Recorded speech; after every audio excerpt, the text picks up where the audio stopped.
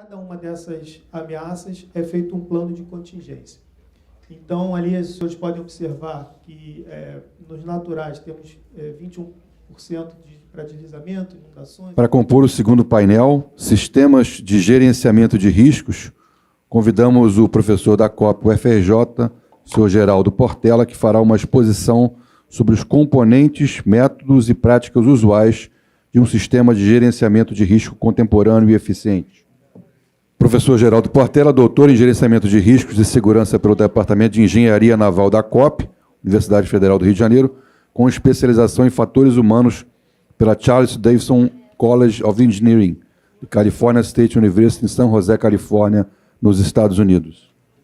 Convidamos também o subsecretário de Estado de Defesa Civil, coronel Marcelo Hess, que falará sobre memória, experiências e lições no gerenciamento de riscos.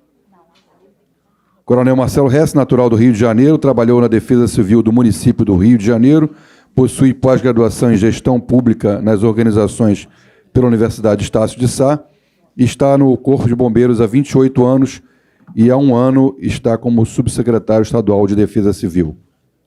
Chamamos também o subsecretário de Comando e Controle da Secretaria de Estado de Polícia Militar, coronel George Freitas, que falará sobre protocolos e procedimentos no gerenciamento de riscos. Coronel George Freitas, subsecretário de Comando e Controle do CICC, coronel da Polícia Militar do Estado do Rio de Janeiro, formado em administração pela Fundação Getúlio Vargas, com pós-graduação em Gestão de Riscos pela Universidade de Comillas, na Espanha, com especialização em Tecnologia da Informação no UFRJ e especialização em Comando e Controle no Instituto Militar de Engenharia. Convidamos também a conselheira da AGETRANSP, Aline Paola Câmara de Almeida, para fazer a mediação deste painel. Lembramos que as perguntas podem ser feitas no final do bloco e encaminhadas em formulário. Pedimos que coloquem o nome e para quem é endereçada a pergunta. Cada palestrante terá 20 minutos para expor suas opiniões e, em seguida, teremos um bloco de 15 minutos para perguntas. Com a palavra, a conselheira Aline. Bom dia a todos. Inicialmente, eu gostaria de dizer que eu estou duplamente honrada no dia de hoje. Em primeiro lugar, por estar no auditório da Procuradoria-Geral do Estado, nesse auditório belíssimo, mas honrada também por ser procuradora de carreira, como falaram anteriormente, há mais de 20 anos, e é uma honra aqui eu ser recebida, a AGETRANSP ser recebida pela Procuradoria-Geral do Estado, e aí agradeço aos servidores do SEJUR, que estão executando o seu serviço, para agradecer à Procuradoria, e também os servidores da AGETRANSP, que estão exercendo as suas atribuições hoje com uma maestria, nos ajudando nesse seminário tão importante. O segundo motivo que eu também estou muito honrada é por estar ladeada de especialistas na área, nesse assunto tão caro para o transporte, serviços públicos de transporte no estado do Rio de Janeiro. É um tema ainda não explorado, principalmente pela AGETRANSP, talvez seja um tema talvez não explorado pelo próprio poder público. Estamos, infelizmente, assistindo a alguns eventos muito tristes na nossa cidade, no nosso estado, e eu acho que isso exige uma conscientização maior de todos. Quando eu penso em acidentes e prevenção de acidentes, o maior valor que me vem à cabeça é o valor da segurança. A segurança é um elemento indispensável da adequação do serviço, que é um conceito em que, nas concessões de serviço público, se trabalha com dando muita importância, que é a adequação, e nas concessões de serviços públicos de transporte envolve um valor maior ainda em razão do usuário do serviço público. Mas a segurança também tem que ser percebida não só em razão do próprio usuário, da pessoa humana, mas também em razão dos equipamentos que guarnecem esse serviço público. Então, já são duas preocupações imediatas que a segurança deve voltar os olhos. E eu digo isso porque, sem a manutenção dos equipamentos, o serviço público é interrompido. Não há regularidade no serviço público, não há continuidade, e, muitas vezes, até mesmo a própria modicidade do valor da tarifa é colocado em xeque. Nessa ideia de valor de segurança associado a outros, eu compreendo que a segurança ela deve ser inicialmente muito bem estruturada na regulação do contrato, para, num segundo momento, ser dimensionada sob o ponto de vista operacional. E, nesse viés, sob o ponto de vista operacional, como é que se assegura a segurança desse valor tão importante? Pela boa regulação dos contratos e pelas melhores práticas que são associadas não só às funções de prevenção, mas também uma função ex post, para que possamos entender melhor quais são as ações necessárias, como foi dito aqui, quando o risco ocorrer. E o outro valor bastante importante, que também foi mencionado no painel anterior, é o valor informação. Temos discutido muito no Conselho internamente o valor da informação associada aos usuários. Como os usuários devem se comportar em momentos em que a segurança pode colocar em risco a própria ida e vinda, para dizer assim, de uma maneira muito mais suave, os riscos que são envolvidos. Então, é nesse contexto que esse painel cuida agora dos sistemas de gerenciamento de riscos. E, para iniciar, eu gostaria de convidar o Dr. Gerardo Portela, professor da COP UFRJ, que vai cuidar dos componentes, métodos e práticas usuais de um sistema de gerenciamento de risco contemporâneo e eficiente. Muito obrigada pela sua presença, professor. Muito honrado em estar nesse evento que já tem demonstrado o nível de excelência com o qual nós estamos tratando esse tema. A primeira apresentação do Dr. Flávio enfatizou a questão da matriz de risco, que é fundamental para orientar a tomada de decisão. Teve até uma pergunta entrando em detalhes, mais de uma queda de árvore, mais outros detalhes. A matriz de risco ela consegue cobrir qualquer evento, inclusive esse que foi citado. Ele não vai aparecer explícito lá, mas uma matriz bem construída faz a cobertura disso, isso foi muito bem colocado. Também tivemos aí a participação do Coronel Silva, que mencionou a questão da prevenção, quão vale a pena fazer a prevenção e os custos que são reduzidos com isso. Então, é uma satisfação muito grande estar aqui. Eu tenho uma obrigação, uma formalidade, de fazer um anúncio sempre que eu faço uma apresentação nesse contexto que eu estou agora, por uma questão de conflito de interesse, CGU, faz parte da minha rotina, é uma formalidade. Eu tenho que comunicar que eu estou aqui como autor na área, de livros na área, e como professor, e tudo que eu vou falar aqui é público, não tem nenhum segredo, eu não estou falando em nome de nenhuma empresa, nem mesmo a empresa para a qual eu tenho um vínculo empregatício, e nenhuma instituição, e também por nenhuma atividade, impulsionada por nenhuma atividade política. Feito esse aviso, vamos em frente.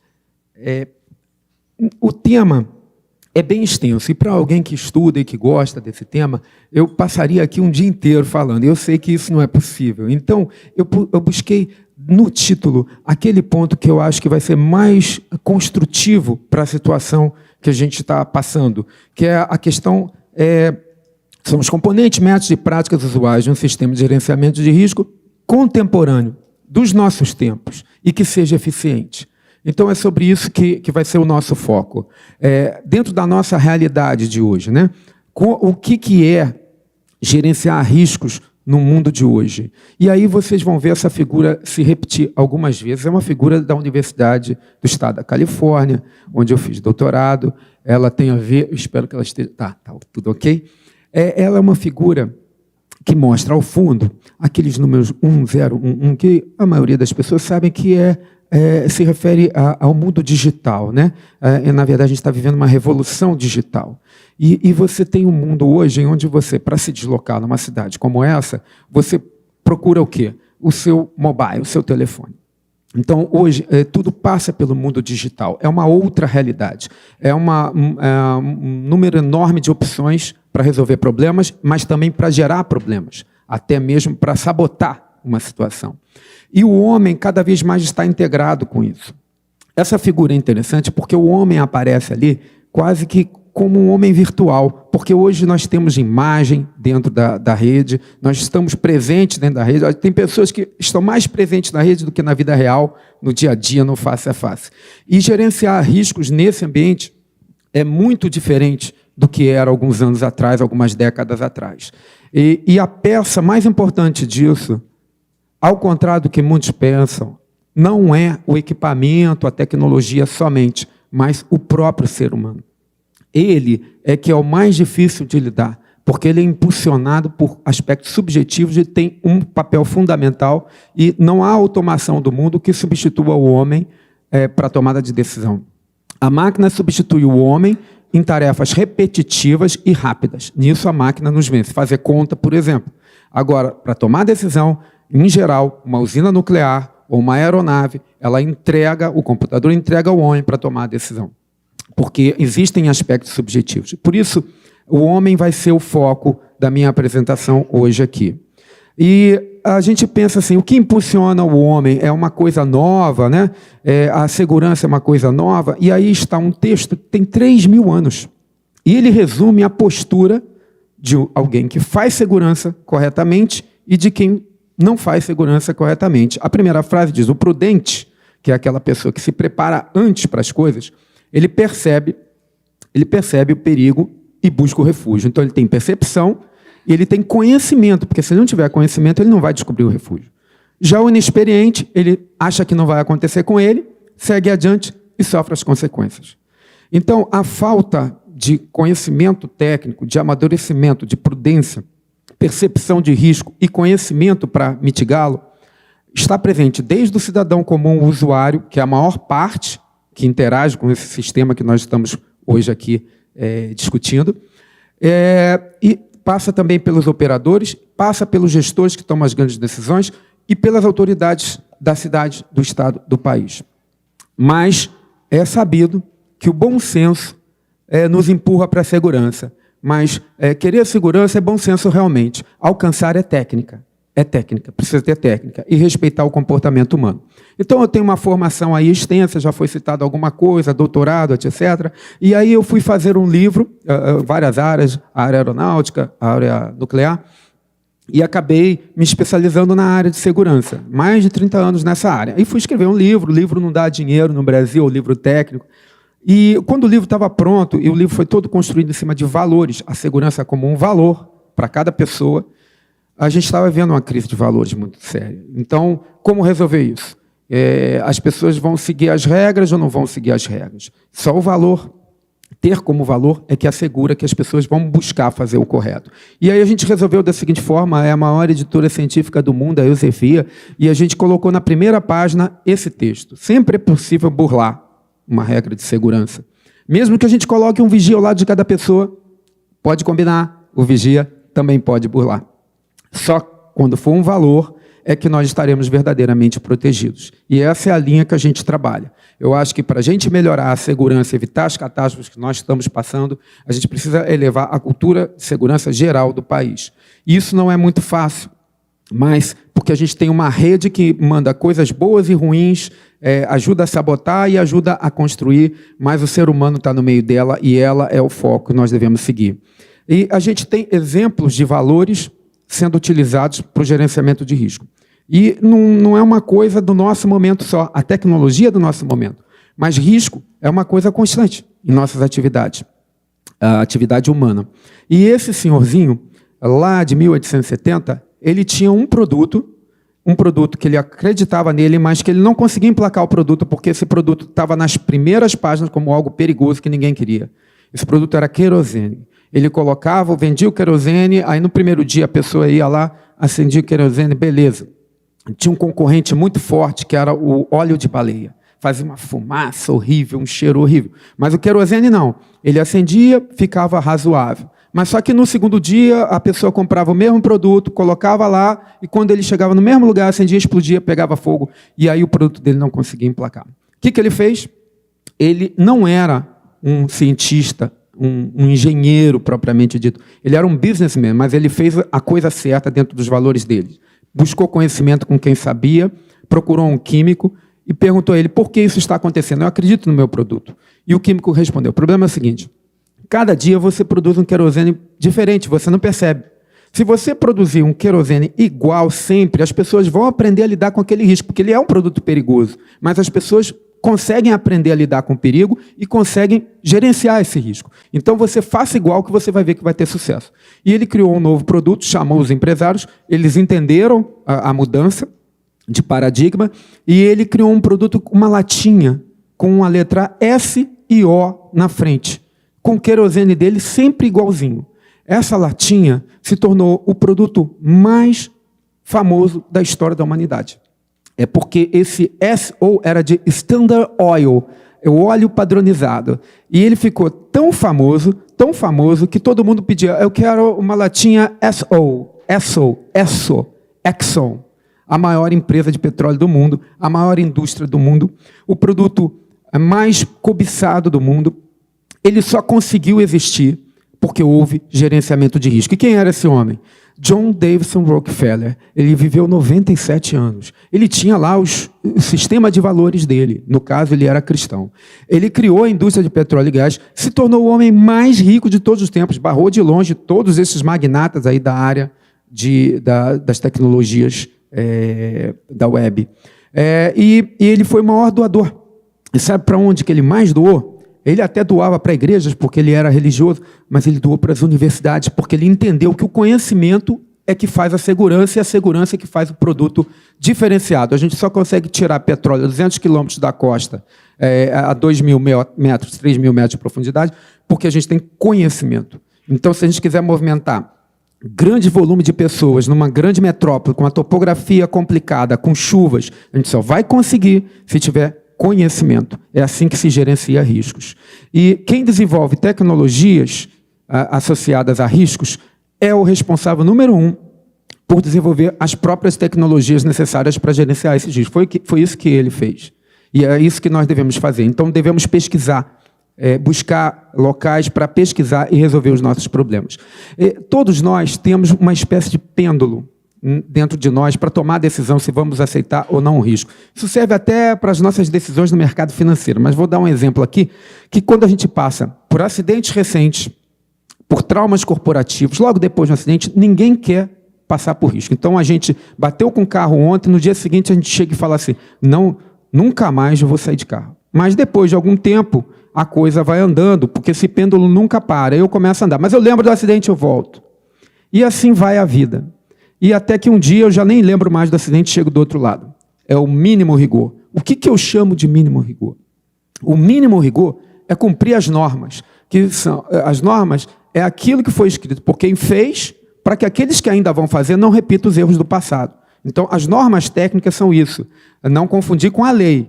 A única norma que tem força de lei são as NRs, né? Mas a norma técnica é uma referência, porque a atividade de tecnologia sempre que dá um salto a mais, que às vezes a norma não comporta. Então a gente tem que fazer sempre mais do que a norma. O problema é que esse pêndulo ele é muito traiçoeiro.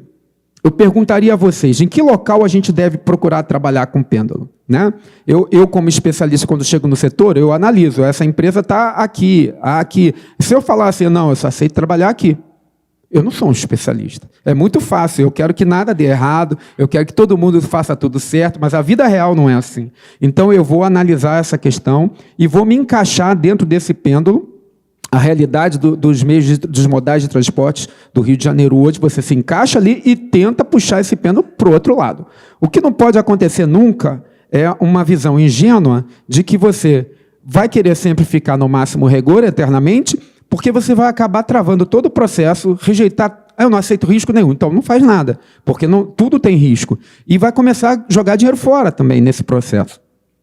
colocando redundâncias desnecessárias. E, por outro lado, se você estiver no momento de crise, de alta competitividade, você pode passar da conta também e ter esse problema. Se você não quer risco nenhum, e aí é como ser humano, não só como empreendedor, como empresa, como instituição, organização, só tem um jeito. Só esse não está sob risco. Está vivo, está sob risco. Mas se você também achar que pode enfrentar qualquer risco, você vai parar lá na catástrofe. Então, esse pêndulo é constante na nossa vida. Desde que a gente passa lá da barriga da mamãe para o mundo nosso normal, a gente já é uma crise, um risco. E você tem que gerenciar isso. E esse pêndulo ele não pode sair dos limites, que é as regras, que a gente já sabe, estão registradas, que se sair dali dá errado. Esse é um lado, e o máximo rigor, aquele que viabiliza o nosso business, o nosso negócio, que ele é elevado, mais ou menos, esse pêndulo é mais estrangulado ou mais aberto, conforme o seu grau de conhecimento sobre o que você faz. Tem 2 elementos que influenciam muito esse pêndulo. A cultura geral do país, o momento do mundo, o clima e a nossa capacidade de errar, fatores humanos. Muita gente confunde a questão de cultura de segurança, né? O que seria cultura de segurança dentro da área nuclear, que foi quem desenvolveu esse tema lá depois de Chernobyl, né? É a combinação de compromisso e atitude nas organizações e indivíduos que estabelecem prioridade absoluta que os assuntos relacionados com a segurança recebam. Aí vem a frase que resume tudo. Atenção certa no tempo certo. O que é atenção certa? Eu sei o que fazer diante do perigo. Sei, tenho conhecimento, investi. Mas, no tempo certo, é a atitude. Que às vezes você sabe, tem a oportunidade e não faz. Acha que vai ter mais um mês. E aí acontece que há o colapso, há a colisão, há o acidente. Muitas vezes a gente dedica muito esforço, faz campanhas, etc. e tal, mas a atenção certa no tempo certo é que pode ser chamado de tecnologia na área de segurança. E é difícil você prever. Seguindo, porque a gente tem muito pouco tempo, é como se tivesse a cultura do país, da organização, acaba criando ali uma pirâmide de valores onde tem a posição da segurança e você cria uma série de fatores de contorno que criam um ambiente de maior indução ao erro, tanto para quem é o operador do sistema, quem está ali na frente da composição, o usuário e o gestor que está tomando decisão, e aí você chega num ambiente projetado. Esse sim é a responsabilidade dos técnicos e engenheiros. Esse pêndulo ele é tão atacado de um lado para o outro que o profissional tem que ter sangue frio. Olha essa história. Há 40 anos atrás era moda cortar uma grande árvore e levar o progresso. O engenheiro pensava assim, vamos levar o progresso para a Amazônia, asfaltar, construir uma grande rodovia atravessando o país. 40 anos depois, no mesmo esse presidente daquela época chegou às lágrimas, porque cortou uma árvore. Naquela época, isso era moda. Hoje, 40 anos depois, nem tão hoje, que a gente já está quase tendo que desenhar mais um terceiro, voltando para o primeiro, quase, a moda era plantar uma plantinha, uma mudinha, com o secretário-geral da ONU e outras autoridades, no mesmo local. As modas vão e voltam. Agora, quem gerencia riscos, os gerentes, eles precisam, os gestores, eles precisam entender a moda, entender que a moda realmente ela tem a sua influência, mas não pode deixar o pêndulo desandar, senão cria a cultura do medo ou a cultura da irresponsabilidade. A questão de fatores humanos é muito importante entender que não é a mesma coisa de erro humano. Erro humano, o critério de certo e errado pode variar, né? Agora, existem erros em que o ser humano comete sempre, ele sempre cometerá. Eu fui operador de usina nuclear, trabalhei também na Infraero, na parte de infraestrutura aeronáutica, e trabalho na área de petróleo e gás. Então, o erro, ele é combatido. A gente treina, mas o melhor operador do mundo, ele erra. Se eu chegar numa sala de aula e mexer nesses interruptores, selecionar, e está escuro, está claro, eu pergunto à turma, cometi algum erro? Eles vão falar que não. Mas se eu tiver uma botoeira construída dessa forma para acionar isso, e eu fizer a mesma coisa, o erro vai ser gravíssimo. Mas o erro, tecnicamente, biologicamente, em termos de fatores humanos, é o mesmo. A diferença são as perdas. E a matriz de risco vai atrás de que perdas cada erro vai ter. Porque a perda é muito grande, nesse segundo caso aqui, a botoeira é diferenciada, ela tem uma tampinha. Então, eu, em treinamento, já passei por isso, assim, no treinamento na área nuclear, e me perguntaram, você errou? Não, não errei. Aí, não, você errou. Nós que colocamos uma tampinha, você perdeu só alguns segundos. Se não tivesse essa tampinha, você perderia a usina. Então, é assim que funciona o trabalho de prevenção usando fatores humanos. Por quê? Vulnerabilidades naturais, uma grande tempestade, um grande temporal, né, uma enchente, um terremoto, um furacão, não está sob o nosso controle. Esses pequenos erros humanos, um dia eles acabam acontecendo. Agora, quando o dia não está bom, a pessoa não está boa, e o ambiente que a gente constrói, que são as nossas composições, os nossos ônibus, os nossos painéis, os nossos procedimentos muito complicados, tudo isso junto cria a catástrofe. O nosso ambiente é bem variável. A gente tem salas de controle, a gente tem plataformas, tem multidões, tem ônibus. Então, precisamos tratar esses ambientes para que eles não induzam as pessoas a cometerem erros, pressionados pelas circunstâncias. A gente tem muito pouco tempo, mas eu mostro para vocês aí a dificuldade que é lidar com o ser humano, porque a gente cria barreiras, normas, regras, uma série de coisas, tudo bonitinho. Só que, observe que são membranas permeáveis. O ser humano, ele dentro dele, tem sua verdadeira pirâmide de valores. E o pior dos piores dos mundos. Quando acontece o acidente, ainda tem ações que precisam ser tomadas, mas não estando preparados, também erros serão cometidos, e aí você tem situações muito mais graves, que são danos à vida, à propriedade e ao meio ambiente. Novamente, o homem no centro do gerenciamento de riscos, né? Porque ele é que faz esse movimento de atravessar aquilo que parece que está totalmente protegido, mas não está. Se tivesse um furo grande, como um queijo suíço, que é o modelo de James Reason, que todo mundo, alguns aqui já devem conhecer, numa grande corporação aparecem 10 mãos para apontar, mas todo mundo fala que não tem furo nenhum, e quando encontra resolve, mas dentro de si, na hora H, é que a gente percebe a verdadeira cultura de segurança de cada um. E como lidar com a crise? Então, já chegando no final. Observe esse triângulo. A gente tem fatos, conclusões, e a gente forma a consciência situacional sobre a crise. O que nos governa é o que tem maior peso. Observe que o círculo tem maior peso, a consciência situacional. Eu poderia dar um exemplo aqui de um acidente aéreo, mas agora não temos mais tempo. Então, vou dar um bem popular. Tá? Homem chega tarde em casa. Esse é um fato. Conclusão. Esse homem vai morrer de tanto trabalhar.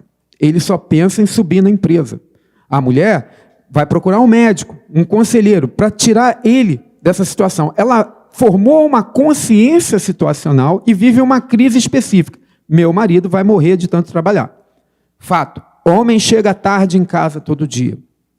Outra conclusão. Esse homem está com saúde demais. Ele deve ter mais 2, 3 mulheres. E aí ele cria uma outra consciência situacional e vive uma outra crise. O que nos governa é a nossa consciência situacional. O fato é apenas uma indicação.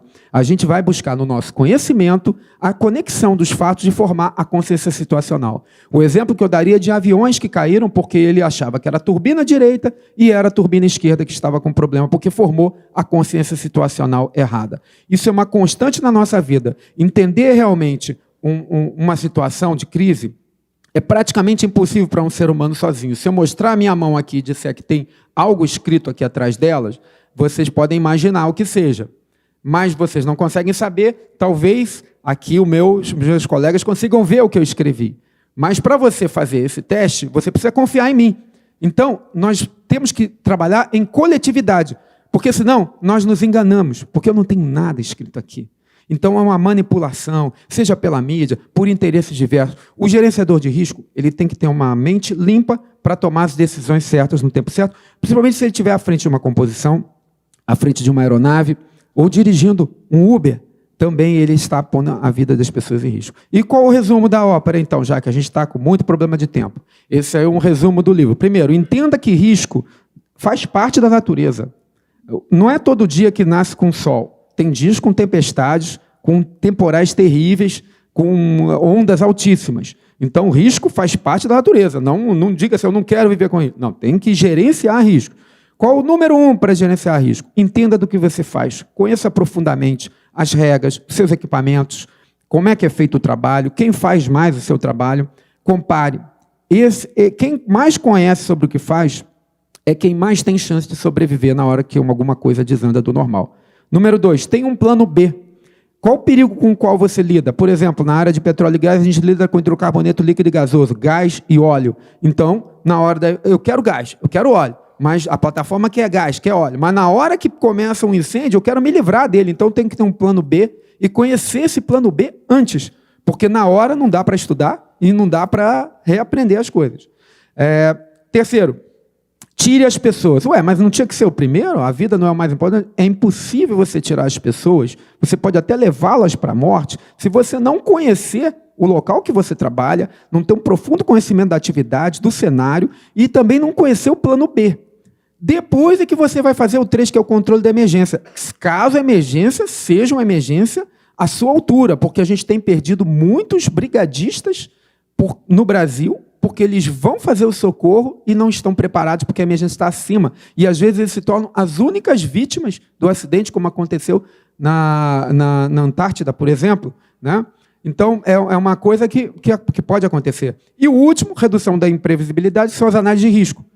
Poderiam dizer, bom, mas não tem que ser o primeiro? Sim, tem que ser o primeiro antes de colocar em operação uma unidade, uma instalação, um equipamento. Só que não se consegue fazer uma análise de risco decente se você não tiver conhecimento, se você não conhecer o plano B, se você não souber tirar as pessoas, se você não souber fazer combate às emergências. Por isso que ele está ali, nessa posição. Finalmente, existem muitas técnicas para fazer isso na prática, no dia a dia. Uma delas é uma palavra tão usada, né, que é a engenharia de resiliência, que já devia estar no teclado já, porque é tão usada. Mas eu que sou de mecânica, deve ter algum engenheiro mecânico aqui, ou técnico mecânico, ele sabe que resiliência é a capacidade que o material tem de absorver energia dentro de sua faixa elástica. O que é isso? Você faz o esforço, se deforma todo, se destrói todo, mas quando você cessa o esforço, ele se recompõe. Algumas emergências são assim. Você vai se vira todo, reloca, redireciona o tráfego para uma outra via, etc. E depois você restaura. Mas tem outras emergências que não são assim. Você perde a via, você perde o carro, você perde aquele modal de transporte. E aí, como é que faz? Aí entra a engenharia robusta. O que é isso? Você tem que se reinventar. Por isso esse desenho do cachorrinho. Às vezes as pessoas param quando o sistema saiu. Acabou. Agora não tem mais. Você tem que se reinventar. Como fazer essa reinvenção?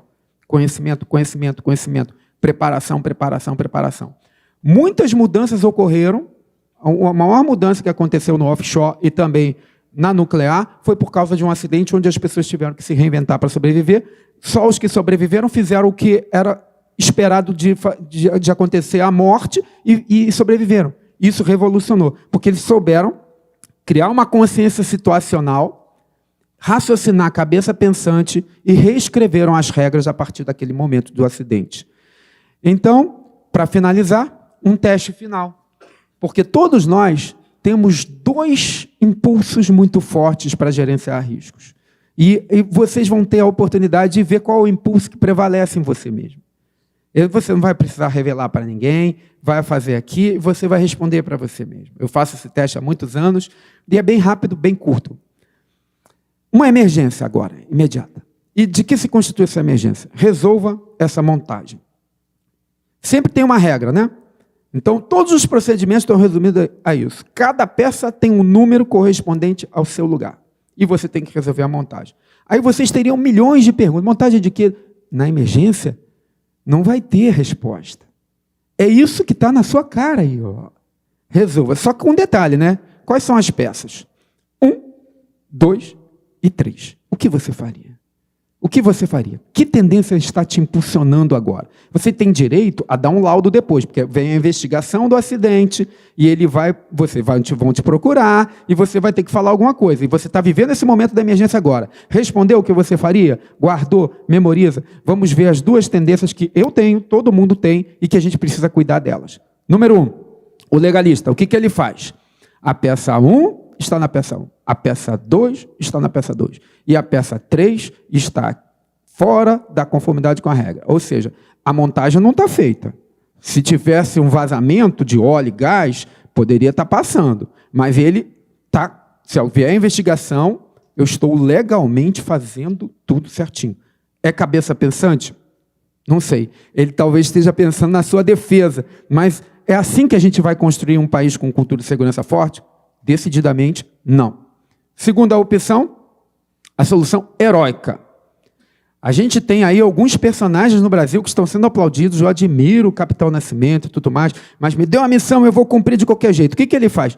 Ele vai lá e põe o 1 no 1, o 2 no 2. Ué, mas não tinha triângulo. Com o Capitão Nascimento tem. Ele vai rachar, ele não quer saber, ele vai fazer, ele não sabe a besteira que isso vai dar depois. As consequências, não tem mais quadrado para fazer a montagem. Eu sou contra o Capitão Nascimento? Não, admiro, mas ele é muito pouco para ser nosso herói. A arma dele é um saco plástico. O John Davison Rockefeller, ele foi ao conhecimento, ele buscou o conhecimento e resolveu os problemas. Essa mudança de cultura é para ela que eu trabalho e me dedico. Que a gente passe desse tipo de herói para um herói mais refinado, como Santos Dumont, Oswaldo Cruz, e a gente enfatize esse lado na nossa cultura, que aí a gente vai caminhar para frente. E qual seria o equilíbrio, né? A sugestão. Ele faz a montagem e justifica da seguinte forma: revisar a correspondência entre os números dos lugares da peça é um bom funcionamento. Ele enxergou o fenômeno e ele está assumindo o risco. Sabe por quê? Não tem garantia que isso aí é a solução. Eu agora vou falar que tem, mas na hora não tem uma garantia. Mas a gente está sempre assumindo riscos. Descarte os riscos desnecessários e assuma um risco que você considere necessário. Existe análise quantitativa de risco, foi dito aí hoje, né? Nós ouvimos muito bem nos apresentadores, mas existem riscos que não são quantificáveis e que dependem da sua carga de valores para tomar a decisão. Sua pirâmide de valores, se é o seu objetivo de bater meta, o seu objetivo econômico-financeiro, ou salvar vidas, não importa. A sua pirâmide vai funcionar nessa hora. E aí você vai tomar a decisão que for conveniente. Fechando mesmo, agora para valer. Primeiro, se livra dos riscos desnecessários. Já que tem tanto risco para lidar, eu, por exemplo, eu gosto de pegar a minha ondinha, bem pequenininha, mas eu não ando mais de moto. Não ando mais de moto. Tá? Respeite a natureza, ela sempre vence. Seja simples. Quanto mais simples, quanto menos peças móveis, quanto menos complicado, melhor. Regras. Existe uma teoria, não sou eu que estou falando, por isso eu vou sentir a vontade para falar, de um grande gerente de uma multinacional de petróleo, que diz o seguinte: qualquer coisa que você faça, sinalização, escrito sobre segurança, norma, regra, lei, tem que ser igual um biquíni. Pequeno bastante para chamar a atenção e grande bastante para cobrir as partes interessantes. Senão ninguém vai ligar para aquilo. É uma confusão. Nem na emergência vai ligar. Se tiver uma lista ali para sair, aquela figura que está lá verde, ela é internacional. Eu recebi no meu computador, alguns anos atrás, de um especialista lá no Reino Unido, assim, testes para saber qual a figura que mostra uma pessoa saindo com o mínimo possível. Lá está uma. Então, o mínimo é o máximo na área de segurança. Tente se livrar do legalismo, tente se livrar do heroísmo e o mais importante de tudo, todo esse estudo, pós-graduação, tudo mais, tanta pesquisa, tanto trabalho, mais de 30 anos de trabalho, eu pergunto a vocês, qual o acidente pior que a gente pode passar? O pior é aquele que a gente vai morrer, inclusive eu. Eu posso evitar? Não. Então, todo esse trabalho que a gente está fazendo aqui, porque até a morte por doença é um acidente biológico, falta de conhecimento pode nos levar a um acidente biológico. Tudo isso que a gente está fazendo é um degrauzinho a mais, com muita humildade. Cada dia matando o leão. Não existe uma situação assim descansada. Não existe. Então, gerenciar riscos é isso. A vida é assim. E eu gostaria muito de falar mais, porque eu sou muito empolgado, mas eu sei que eu já passei do tempo e eu peço desculpas por isso. Muito obrigado.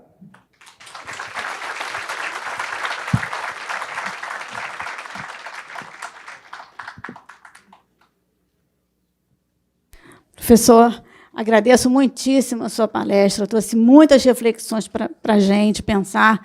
Infelizmente, nosso tempo é muito curto, peço desculpas também pelo nosso tempo.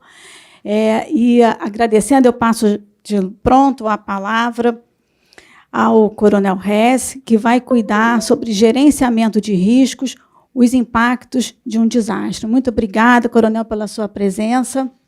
Muito importante as suas palavras para a gente. Obrigado. Agradecer novamente ao presidente da GETRANSP, conselheiro Murilo Leal, ao doutor Vicente Loureiro, amigo de um grande amigo meu também, Coronel Simões. Cumprimentar aqui a mesa, o professor Gerardo, a conselheira Aline Paola e o Coronel Freitas, que acho que deu uma saída. Coronel Freitas, eu costumo encontrá-lo sempre nos piores momentos, que é o desastre, é o gestor lá do Centro Integrado de Comando e Controle. Então, acho que é a primeira vez que eu estou encontrando com ele no momento de normalidade.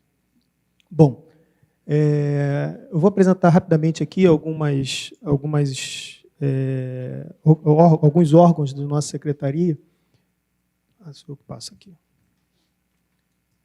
Bom, nossa secretaria é uma secretaria de Estado, né, de Defesa Civil. Ela tem subordinada a Subsecretaria de Defesa Civil, a qual eu estou subsecretário, e o Corpo de Bombeiros Militar do Estado do Rio de Janeiro. Subordinada à subsecretaria, que hoje efetivamente é o órgão que faz defesa civil na nossa secretaria, nós temos uma superintendência administrativa e uma superintendência operacional. Subordinado a ela, o departamento, eu digo sempre que nós temos 3 grandes eixos. O operacional, que é o Departamento Geral de Defesa Civil, o qual o Coronel Souza Filho já foi diretor, que está aqui na plateia, também já foi superintendente. Temos o CEMADEM, que é o órgão de monitoramento, que faz a previsão meteorológica e o intercâmbio, a interface com os municípios. E o recriado Instituto Científico e Tecnológico de Defesa Civil. Subordinado a ele, temos a Escola de Defesa Civil, que é a primeira escola do Brasil, foi criada em 2003, e a estrutura nova ali, que é o Centro de Estudo e Pesquisa de Desastres, de Defesa Civil, Centro de Estudo e Pesquisas em Defesa Civil. Esse centro, professor, é um órgão que vai interagir com as universidades, buscando conhecimento, e nós entendemos que é fundamental essa interação com a universidade, né, com o corpo acadêmico das universidades.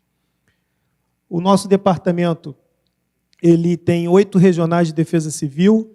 Essas regionais elas ficam próximas aos municípios, é o nosso primeiro órgão de resposta. O nosso CEMADEM, como eu disse, ele tem lá o controle da parte meteorológica. Para os municípios que possuem sirenes, eles alertam para que os municípios possam tocá-las no momento de necessidade, e também emite os SMS. Esse sistema de SMS, para os senhores terem uma ideia, pegando ali fevereiro, foram em torno de 348 mensagens, isso dá em torno de 11 mensagens por dia. E temos um total aí de 1.195.000 pessoas cadastradas. Eu pediria para aqueles que não estão cadastrados, basta mandar o seu CEP para o número 40199, uma mensagem de SMS, e os senhores receberão informações de previsão de chuvas fortes e qualquer informação relativa aos assuntos de defesa civil. É gratuito.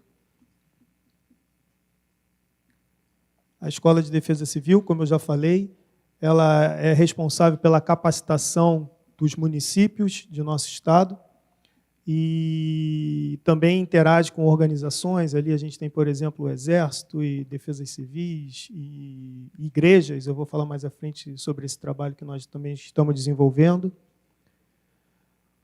Centros de comando e controle. Esses centros, nós temos o plano de emergência do Estado, e ele institui o seguinte: desastres de nível 1, 2 e 3, eles são administrados no CESTAD, que é o Centro Estadual de Administração de Desastres, que fica ali no DGDEC, na Praça da Bandeira. Acima desse nível, passou para o nível 4, esse grupo é deslocado para o Centro Integrado de Comando e Controle, né, e o Coronel Freitas é o responsável pelo centro. Eu dizia aqui, Freitas, que acho que é a primeira vez que a gente se encontra na normalidade, né, sempre na anormalidade, mas então automaticamente é transferido para o Centro Integrado de Comando e Controle, ou se o governador entender que o evento já deva começar a ser administrado no centro, que foi o caso, por exemplo, das eleições, do problema da greve dos caminhoneiros, onde foi instalado direto lá no gabinete de crise. A Defesa Civil do Estado, assim como a maioria dos estados hoje, utiliza o sistema de comando e controle, que é o Incident Command System, que é um sistema americano.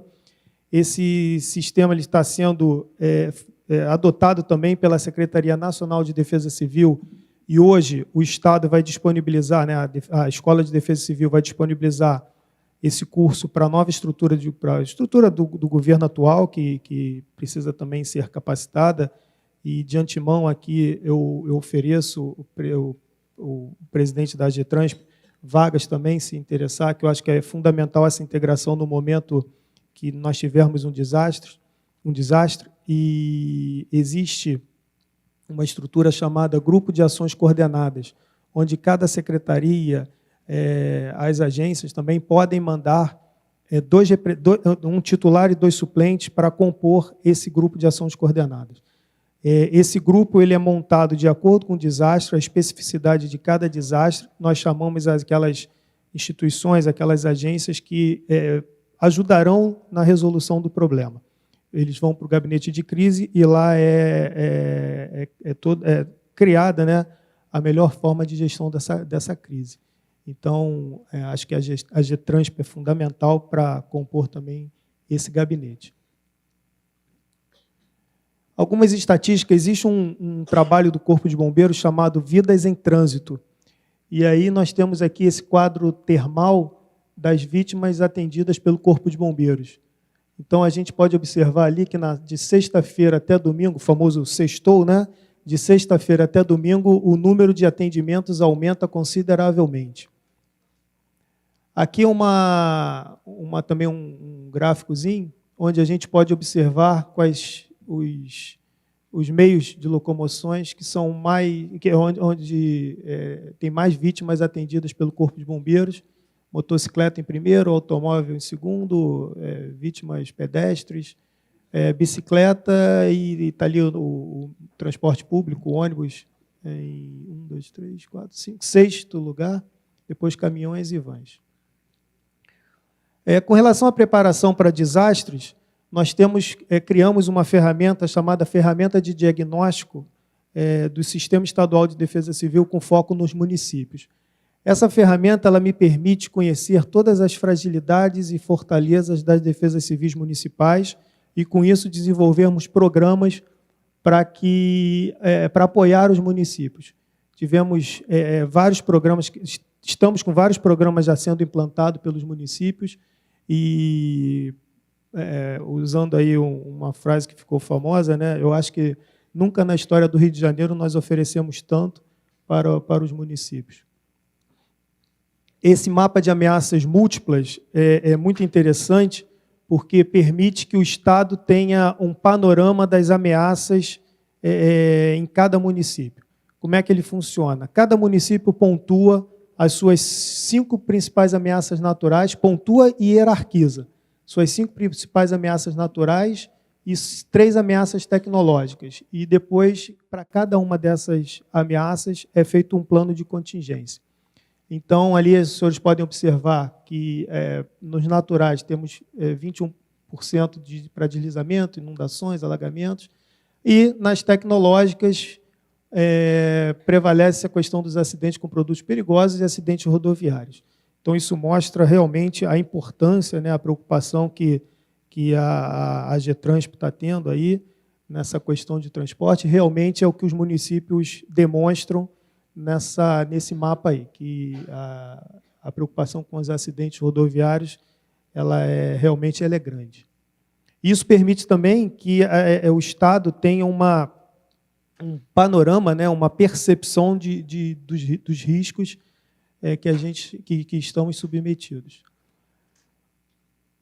Eventos recentes, né, que prejudicaram aí o transporte, e eu selecionei alguns que realmente estão onde aparecem a figura do transporte público. Então, temos aí o ônibus na Niemeyer, tivemos 3 vítimas fatais.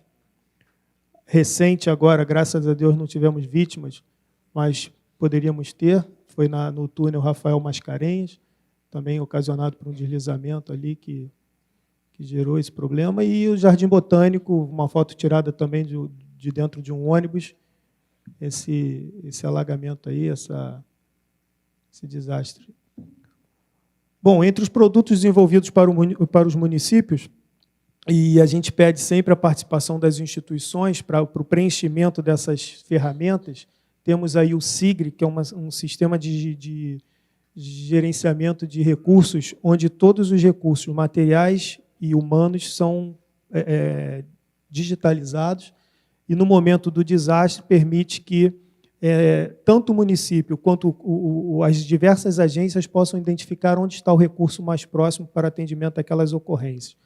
Então, quando a gente solicita uma determinada secretaria, uma determinada agência que preencha, é para justamente facilitar a resposta e a identificação de onde está o recurso. Essa ferramenta foi desenvolvida também pela nossa secretaria, é o sistema Ágora, que é um sistema de gestão de desastres. Ele permite que diversas agências possam interagir, possam trabalhar de forma bastante integrada, e a gente, ele, diferente de um sistema que era utilizado até pela Secretaria Nacional, ele permite que a gente direcione a missão para o órgão que tem a responsabilidade pela resolução. Essa ferramenta ela já foi utilizada em alguns simulados. Ela, por exemplo, no exercício da Baía de Guanabara, num exercício não aeronáutico que ocorreu no aeroporto do Aeroporto Internacional, no consórcio Rio Galeão, ele foi bastante elogiado, né, tanto pelos órgãos públicos quanto pelas empresas privadas que participaram. E, para encerrar, eu gostaria de falar da Rede Salvar, que é uma rede que eu digo que é a maior rede voluntária do país, quiçá do mundo, e ela já, por si só, ela já é grande, porque ela tem um grande projeto que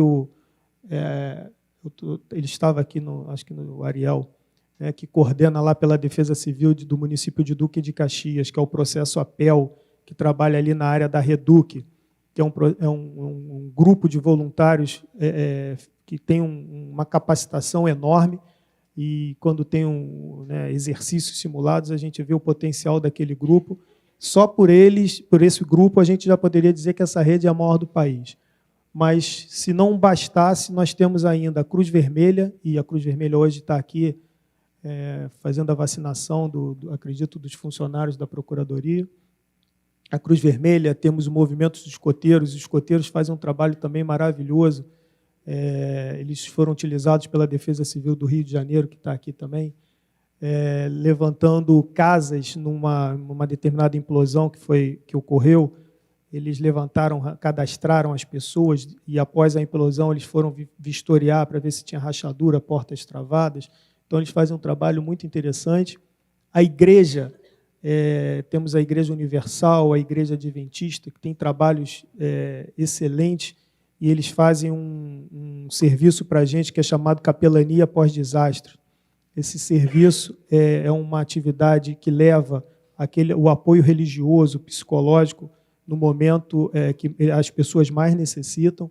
Então, nós oferecemos para ele um curso chamado Curso Capelania Pós-Desastre, e eles fazem de forma assim, excepcional esse serviço. Os jipeiros, que também são fundamentais, nos apoiam aí em situações de alagamento, foram para Maricá, Silva Jardim, estão sempre à disposição. E temos ainda a Legião da Boa Vontade, eu não vou lembrar de todos aqui, mas total de 14 agências que fazem parte, totalizando aí 28 mil pessoas, nessa rede voluntária aí que a gente entende que talvez seja a maior do mundo. Daqui a pouco eu vou tentar botar no Guinness.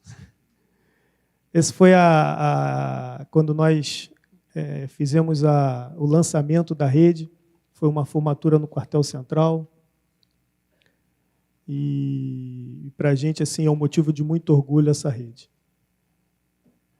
Eu termino aqui agradecendo a oportunidade, e depois eu me coloco à disposição para as perguntas. Obrigado.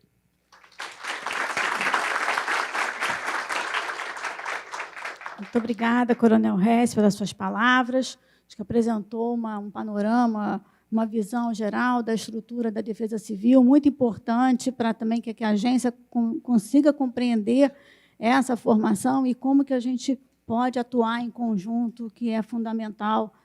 Se falou muito também da atuação em conjunto de órgãos, e acredito que nessas situações isso é o que mais vale. Agradeço muitíssimo as palavras também.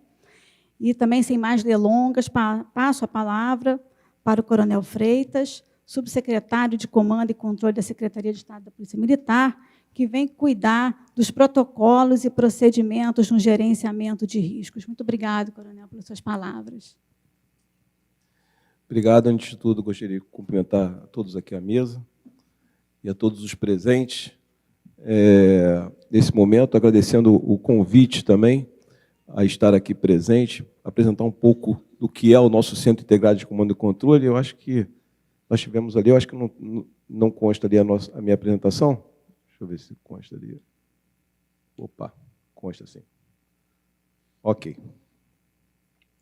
Então, vamos lá. Bem, senhores, o Centro Integrado de Comando e Controle, ele hoje pertence à estrutura da Secretaria de Estado de Polícia Militar, algo que... Pode passar aqui? Só para conferir se está passando aqui. Ok. Só para os senhores entenderem um pouco, ele pertencia à Secretaria de Estado de Segurança Pública e, com a extinção da Secretaria, ele hoje compõe a Secretaria de Estado de Polícia Militar.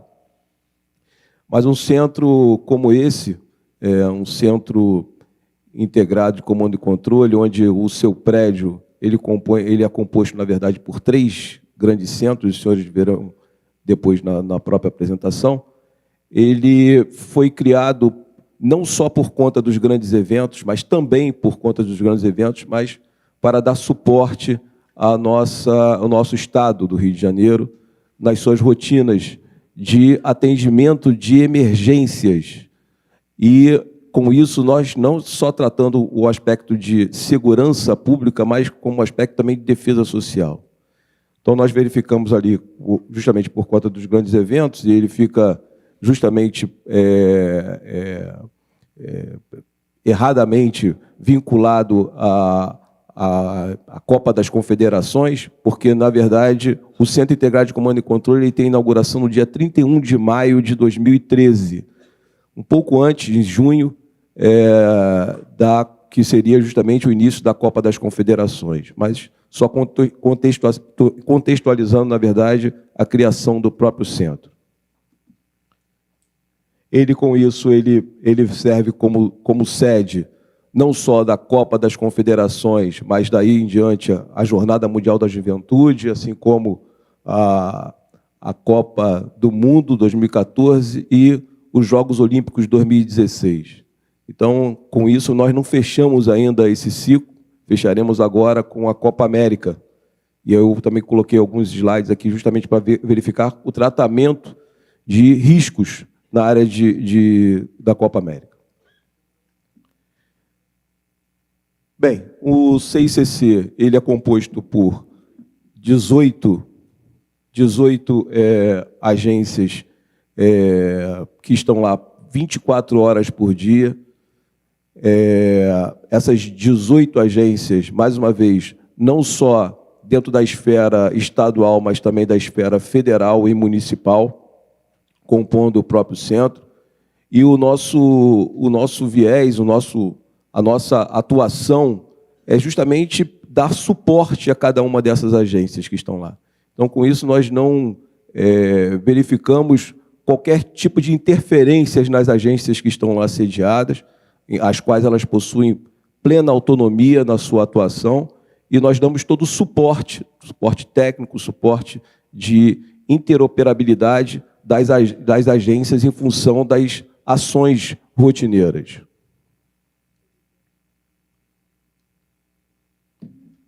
Então, isso como primeiro centro, o CIODES, que é o Centro Integrado de Operações de Defesa Social, na verdade, ele atua para as ações rotineiras. Ali estão ali o 90, o 93, o 92 ali, exemplificando toda a parte de atendimento de emergências do Rio de Janeiro. Então, justamente o cidadão, quando ele faz esse contato, juntamente a essa atuação diante de uma necessidade de uma situação de emergência, ele vai fazer essa conexão diretamente com o nosso centro, que é justamente o Centro Integrado de Operações de Defesa Social. Então, nós com isso verificamos ali rapidamente 190 com em torno de 16 mil chamados dia, somente na região metropolitana, mais do 193, que é ali 2.400 chamadas dia, e assim como o 192, em torno de 3.500. Os professores verificam que realmente o número de chamadas, número de necessidade de atuações do centro é primordial para não só atender a região metropolitana, mas também atender o Estado do Rio de Janeiro. Dando continuidade, nós temos também um CIOC, que é um Centro Integrado de Operações Coordenadas. Ele está a um nível tático, estratégico, ele é acima do Centro Integrado de Operações de Defesa Social, para justamente nós atuarmos em situações de emergência, situações essas que extrapolam a competência do Centro Integrado de Operações de Defesa Social, e com isso também nós podemos ensejar também na atuação diante de uma operação coordenada e programada. Então, não só situações que venham a emergir do Centro Integrado de Operações de Defesa Social, mas também para um caso de operações coordenadas programadas. Exemplos nesse sentido, Carnaval, Réveillon, Rock in Rio, são situações programadas e que são atuadas dentro do Centro Integrado de Operações Coordenadas, sem que com isso haja qualquer interferência na rotina do Rio de Janeiro. Então, nós temos 2 centros distintos. E, por último, um gabinete de gestão de crises, onde o próprio nome já diz que é um momento de crise, que seria um momento estratégico, político-estratégico, para a tomada de decisões. Nessa situação específica, onde nós concentramos os maiores decisores diante de uma situação de crise essa instalada, e que, com isso, haja necessidade de uma plena atuação a nível estratégico.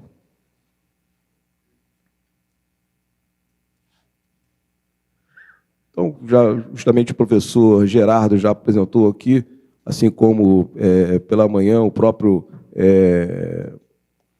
doutor Flávio também esteve aqui e falou sobre justamente o aspecto do evento, do risco em si. Então, o risco está sempre relacionado a uma probabilidade e um impacto, né? Isso aí é importante nós termos em mente. E nesse aspecto,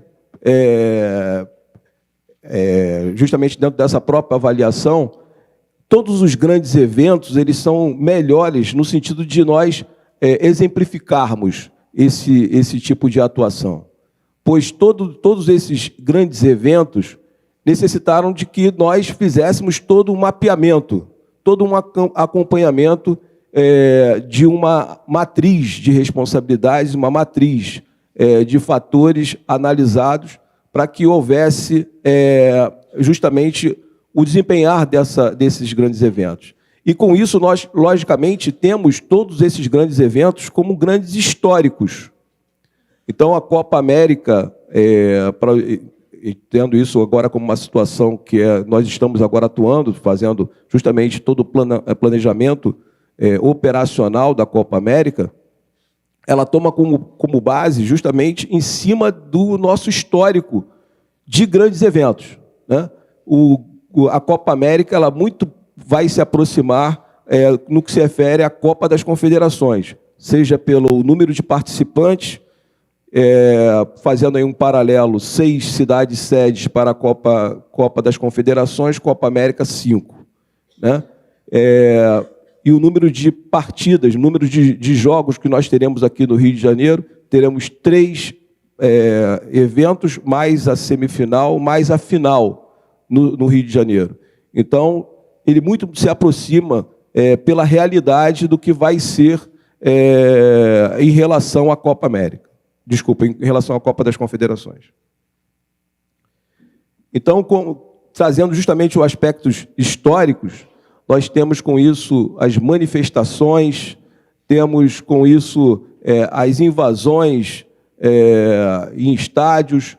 Foram situações as quais foram mapeadas para justamente nós podermos utilizar esse histórico como fatores a serem analisados com vistas já à Copa América.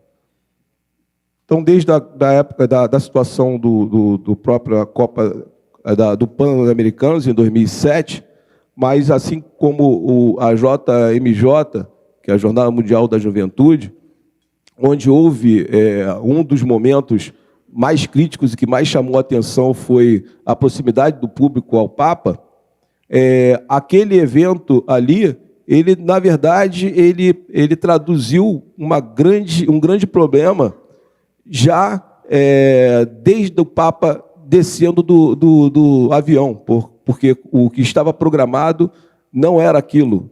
O veículo ao qual ia ser utilizado era um veículo blindado. E quando nós deparamos no início da missão, me aparece um veículo da Fiat. E para nós, dentro do Centro Integrado de Comando e Controle, como gestores, essa quebra de protocolos, ela faz com que toda a nossa matriz de riscos ela seja comprometida, né? São situações as quais, infelizmente, por conta de questões políticas, em grandes eventos, são fatos aos quais nos compromete e muito no que se refere à própria execução da própria missão.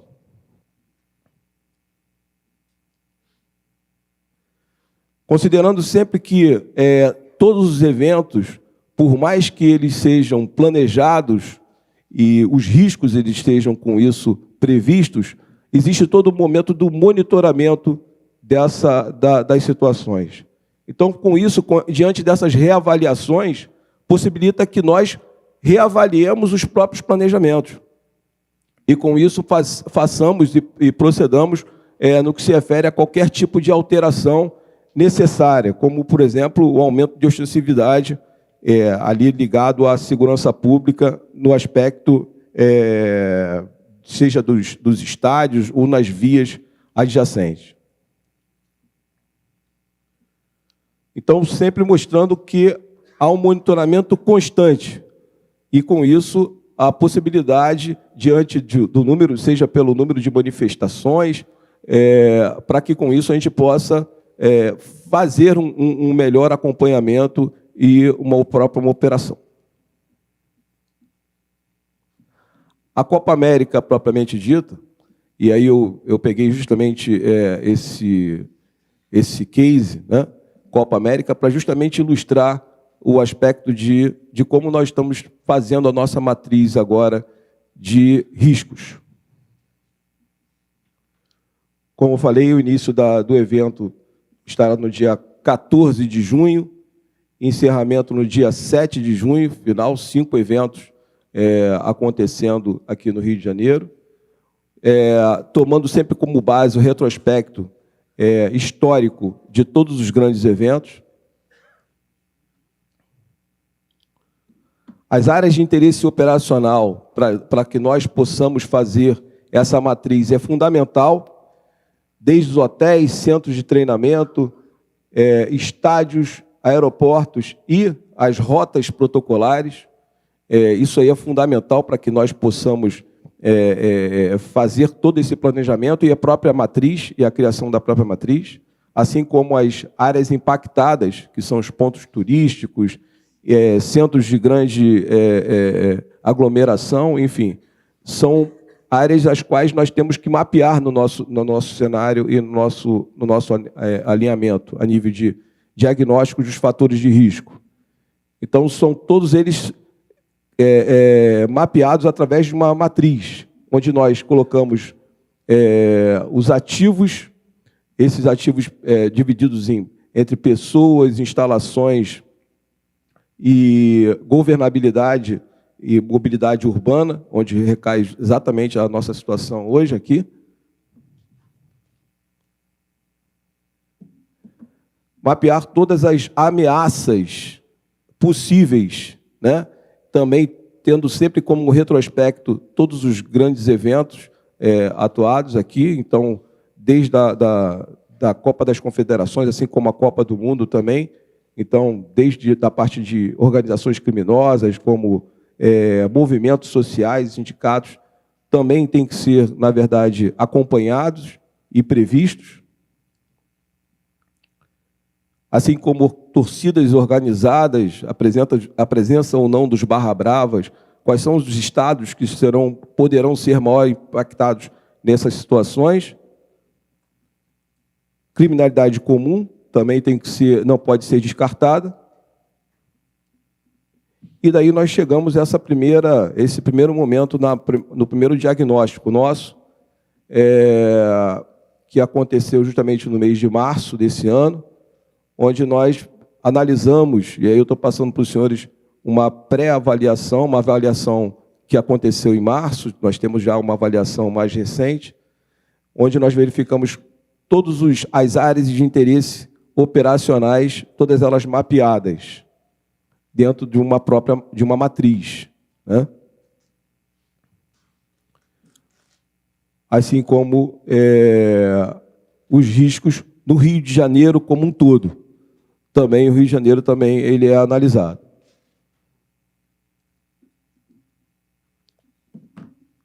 Então, senhores, gostaria que os senhores entendessem que o nosso papel dentro do Centro Integrado de Comando e Controle, antes de tudo, grande suporte a todas as agências que compõem o centro, né? No aspecto de análise de riscos e a matriz desses riscos, nós deixamos justamente a cargo de cada uma das instituições que compõem o centro. Então, diretamente aquelas agências que estão diretamente focadas ao evento, nós fazemos com que todas tenham todo um acompanhamento e todo o suporte necessário. E, com isso, é importante nós frisarmos que o Centro Integrado de Comando e Controle ele já tem esses 6 anos, né, de acompanhamento dentro dos grandes eventos no Rio de Janeiro. Tomamos como base também o Sistema Integrado de Comando e Controle, ou seja, o Centro Integrado de Comando e Controle, ele, por si só, ele tem que fazer com que haja um alinhamento com os demais centros que compõem o Sistema Integrado de Comando e Controle. E, nesse aspecto, diretamente à Copa América, esse alinhamento ele é voltado também a todos os estados sedes que vão sediar a Copa América. Tá ok, senhores? Então, gostaria de agradecer mais uma vez a oportunidade. Bom dia.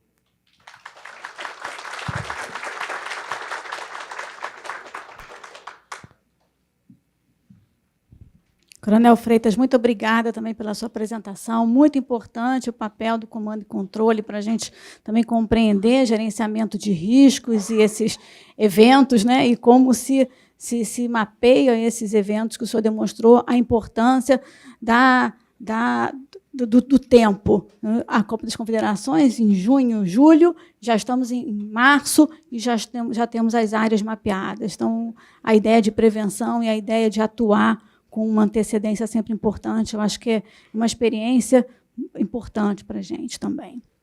Eu agradeço a todos da mesa e já tem várias perguntas aqui, então, pela ordem, eu já passei as perguntas, e acho que fica mais fácil, né, professor, que aí você consegue, do que eu mesma fazer as perguntas. Então, já passo as palavras para o professor Gerardo para respondê-las ou comentá-las. Muito obrigada.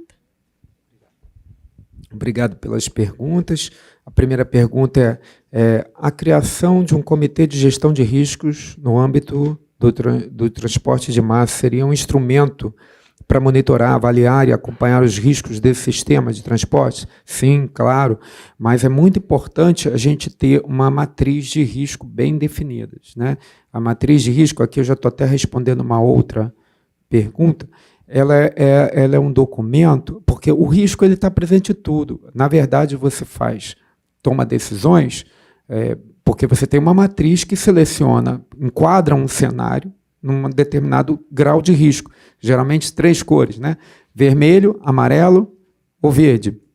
Então, conforme for a categoria do risco, você é obrigado a usar medidas mitigatórias, né? Implementar essas medidas. E em outros, quando tiver verde, não. Então, eu vejo esse comitê como um guardião dessa matriz de risco. E eu acho que ajudaria muito. Mas, primeiro, tem que ter uma matriz de risco clara para poder enquadrar os riscos. Eu vejo que já existe muito desse trabalho feito, né? E lembrando que as matrizes de risco, elas praticamente elas trabalham com 4 tipos de perdas. Porque o que é a matriz de risco? É uma maneira de você evitar 4 tipos de perda. Primeiro, vidas humanas. Depois, não na ordem de importância, mas vidas humanas é mais importante, mas patrimônio público, privado. Depois, meio ambiente. E um quarto que entrou mais recentemente, que é a imagem, porque a imagem dá um prejuízo enorme, inclusive de turismo e da organização, se for uma empresa. Então, você cria mecanismos para avaliar o quão aquela atividade pode causar perdas dessas 4 categorias. Então, como foi citado aí da árvore, né? Então, você vai enquadrar numa dessas 4. Pode perder vida humana? Não. Se essa árvore cair nessa posição, nunca vai perder vida humana. Mas patrimônio? Patrimônio sim, vai cair em cima da placa. É assim que se trabalha. A outra pergunta... tem conhecimento, experiência em elaboração de matriz de risco de transporte por entes reguladores? Bom, eu não trabalhei em entes reguladores, mas eu trabalho muito, né? Porque eu trabalho já há mais de 30 anos em grandes empresas. E a matriz de risco, por acaso, as empresas que eu trabalhei também envolvem transporte. Então, uma das atividades que a gente trata com a matriz de risco, né, assim, de transporte em geral, né, tanto de pessoas quanto de cargas perigosas. Qual o melhor instrumento para envolver o usuário do transporte público como polo ativo na segurança e gerenciamento de risco? Essa pergunta é uma pergunta bastante provocativa, importante, porque ela vai no foco do nosso problema, como eu apresentei aqui na minha explanação. A gente tem que elevar o nível da cultura geral, geral de segurança. O que é isso? A posição da segurança. Porque no Brasil a gente tem aquele hábito, quando alguém vai mostrar, se a gente for falar assim, olha, eu acho que alguém vai passar aqui, vai arrastar, isso vai cair, vai acabar caindo aí embaixo. Alguém vai virar e falar assim, vira essa boca para lá. Porque essa é a nossa reação do nosso traço cultural. Então, na Boate Kiss, alguém viu fogo lá começando. Mas aí, eu vou no meio de uma festa, vou falar que olha a fumaça. Então, é um traço cultural que precisa ser combatido. A gente precisa combater isso como? Através de todas as nossas ações de divulgação. Se a gente acrescentasse uma obrigatoriedade de se ter aí uma divulgação de procedimentos com gás, com eletricidade, né? Pequenas regras, e criar um ambiente de menor indução ao erro. Começa pela limpeza, pela organização, dizem os japoneses 5S, aí, que é uma ferramenta antiga. Quando você organiza tudo, as pessoas já ficam mais, se comportam melhor em relação à segurança também. Então, eu creio que o caminho seja esse, né? Um trabalho de valores, desenvolver valores. Não é um trabalho para amanhã, é coisa de 10, 20 anos. Mas então não quero, mas aí nunca vamos ter. A gente tem que começar agora, nas escolas. A minha filha tem o privilégio de estudar numa escola que é dirigida por americanos, ou japoneses, poderia ser o mesmo. Então, ela faz escape e abandono, pequenininha lá, desde os 5 anos de idade, no prédio.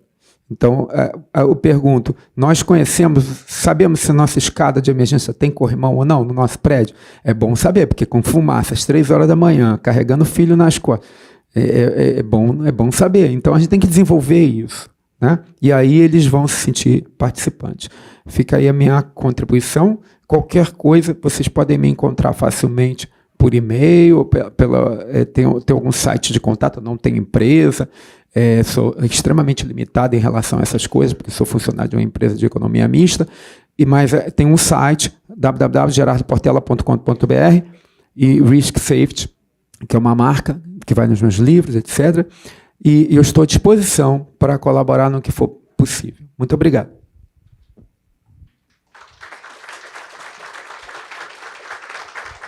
Muito obrigada, professor. Passo a palavra agora para o Coronel Rez para responder a pergunta que foi encaminhada. Bom, vou ler a pergunta aqui. Quais as oportunidades que o senhor vislumbra de atuação conjunta da Defesa Civil com os modais de transporte público de passageiros de alta capacidade? Bom, total. A gente, no Estado, tem uma ferramenta que é uma matriz de atividades e responsabilidades, onde nós chamamos diversas instituições para cada problema a gente defina quem são os atores, quais são as atividades que devem ser desempenhadas. E eu acho que as empresas de transporte elas são fundamentais. Eu vou dar 2 exemplos aqui da interação que tem da Defesa Civil com as empresas. Em Angra dos Reis, nós temos um plano de emergência da usina e as indústrias e as empresas de ônibus elas fazem parte desse plano. Então, quando ocorre, por exemplo, um toque de uma sirene, as empresas mandam esses ônibus para determinados lugares para que a população vá para esse ponto de encontro e exista a evacuação, ocorra a evacuação da região. Então, é um papel fundamental, onde tem lá as definições para as empresas e quais são as atribuições de cada uma dessas empresas, para onde deve mandar o ônibus, e é de conhecimento geral. Uma outra ação importantíssima é a divulgação. Então, a gente, por exemplo, tem um trabalho que foi feito no metrô e evitou afogamentos ali na região de Copacabana. Então, eram colocados cartazes, e nesses cartazes, instruções básicas para se evitar valas, valões nas praias, e isso mostrou estatisticamente que o número de afogamentos reduziu consideravelmente. Então, foi uma parceria bastante exitosa nessa questão. Outro detalhe importante seria as empresas